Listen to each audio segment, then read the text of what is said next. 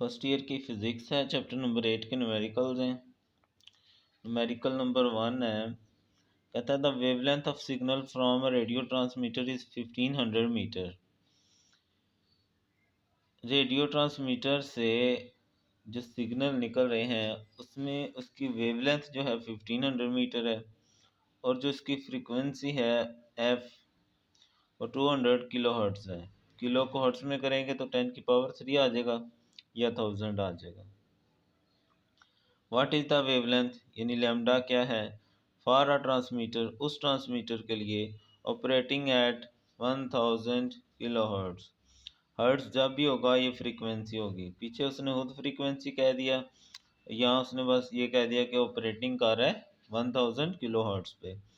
तो हर्ट्ज़ जब भी होगा यानी एच जी वो फ्रीक्वेंसी ही होती है। एंड विद व्हाट स्पीड और उसकी स्पीड भी निकालें रेडियो वेव की।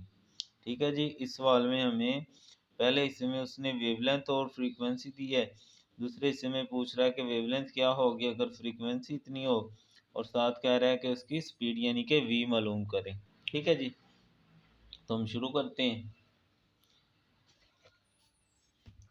सवाल में हमें क्या क्या दिया गया है। सबसे पहले तो हमें उसने कहा है कि वेवलेंथ है। वेवलेंथ को हम कहते हैं लैम्डा। लैम्डा की वैल्यू है 1500 मीटर। उसके बाद उसने कहा है कि उसकी फ्रीक्वेंसी है, फ्रीक्वेंसी को हम एफ से डिनोट करते हैं और वो कितनी है 200 किलो हर्ट्ज़। इसको हम हर्ट्ज़ में कर लेते हैं 200 और हर्ट्ज़ में 10 की पावर 3 होता है हर्ट्ज़, ये स्टैंडर्ड यूनिट में आ गए। उसके बाद कहता है व्हाट इज़ द वेवलेंथ। अब वेवलेंथ कितनी होगी, अब दो वेवलेंथ होगी इसलिए एक को 1 कह लेंगे और एक को 2 कह लेंगे। वेवलेंथ क्या होगी अगर उसकी फ्रीक्वेंसी कितनी हो 1000 किलो हर्ट्ज़। किलो को हम हर्ट्ज़ में कर लेते हैं तो किलो का अभी हमने ऊपर भी किया था, ये 10 की पावर 3 होता है, 10 की पावर 3 हर्ट्ज़। ठीक है जी। उसके बाद उसने कहा इसकी स्पीड भी मालूम करें। ठीक है, स्पीड उसकी वी होती है। तो जो रेडियो वेव होती है ना, इसके लिए हमारे पास एक रिलेशन है v is equal to F lambda. अब एफ और लैम्डा फ्रीक्वेंसी 1 के लिए हमारे पास मालूम है। अब दो फ्रीक्वेंसी हो गई ना, इसलिए एक को 1 कह दिया हमने और एक को 2 कह दिया। तो यहाँ हम 1 को यूज़ करके इसकी स्पीड निकाल सकते हैं। तो फ्रीक्वेंसी 1 जो है वो हमारे पास 200 इंटू 10 की पावर 3 है और जो लैम्डा 1 है वो हमारे पास 1500 है। ठीक है, तो इन दोनों को अगर मल्टीप्लाई करें ना तो 15 2s आर 30 और 4 ज़ीरो हैं वो वैसे आ जाएंगे 1 2 3 4 इंटू 10 की पावर 3। अगर मैं इसको साइंटिफिक नोटेशन में लिखूं, अच्छा 15 2s आर 30 और साथ 4 ज़ीरो है। अगर मैं इसको साइंटिफिक नोटेशन में लिखूं 5 ज़ीरो है तो 10 की पावर 5 आ जाएगी और ये 10 की पावर 3 है। अगर हम इसको इकट्ठा करेंगे तो 10 की पावर 5 और 3 8 हो जाएगा। ये हमारी आ गई स्पीड। ठीक है, स्पीड किस में होती है मीटर पर सेकंड में। ले जी, ये हमने स्पीड निकाल ली।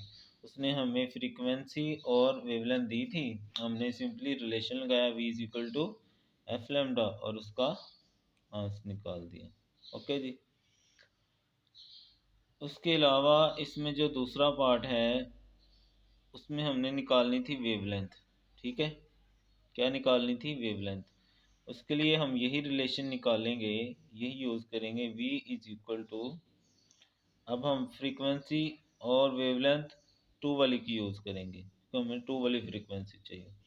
अब जो स्पीड ये हमने निकाली है यही हम यहाँ पर यूज़ कर लेते हैं।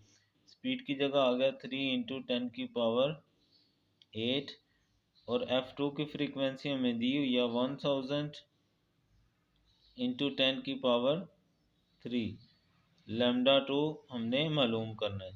ठीक है, अब चूंकि ये मालूम करना है, ये चीज़ इस तरफ आकर डिवाइड कर देते हैं। 3 × 10⁸, ये 1000 भी इधर आकर डिवाइड हो गया और ये 10⁻³ भी इधर आकर डिवाइड हो गई। ठीक है जी, अब ये 10⁻³ है और ये भी 10⁻³ है।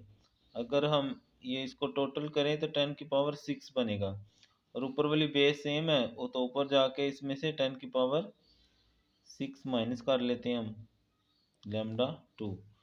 तो ये आ जाएगा 3 × 10⁻²।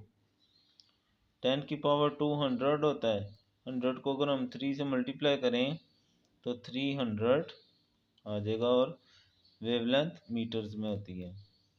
इस तरह इसके दोनों पार्ट्स हमने हल कर लिए।